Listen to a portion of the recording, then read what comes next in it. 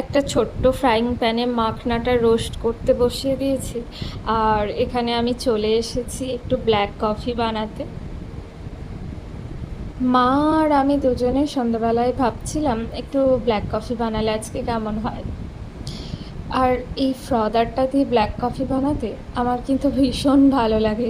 ওই যে ফেনাটা হয়ে যায় না, ওটাই ভীষণ ভালো লাগে আসলে। আর দুজনে বসে বসে ব্ল্যাক কফিটা আজকে ভীষণ এনজয় করেছি। আসলে আমার আর মায়ের দুজনেরই দুধটা খুব একটা পছন্দের নয়, মানে পছন্দের নয় ইন দ্য সেন্স আমাদের দুধটা ঠিক স্যুট করে না, তাই দুধটা অ্যাভয়েডই করি। অগত্যাই ব্ল্যাক কফি ভরসা। আর বেশ ভালোও লাগে।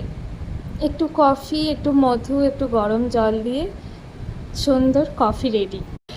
একটা ছোট্ট ফ্রাইং প্যানে মাখনাটা রোস্ট করতে বসিয়ে দিয়েছি। আর এখানে আমি চলে এসেছি একটু ব্ল্যাক কফি বানাতে। মা আর আমি দুজনে সন্ধ্যাবেলায় ভাবছিলাম একটু ব্ল্যাক কফি বানালে আজকে কেমন হয়। আর এই ফ্রদারটা দিয়ে ব্ল্যাক কফি বানাতে আমার কিন্তু ভীষণ ভালো লাগে।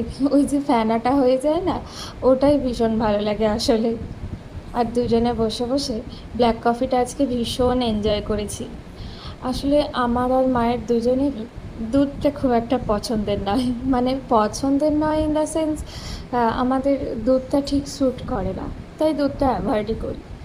অগত্যাই ব্ল্যাক কফি ভরসা। আর বেশ ভালোও লাগে।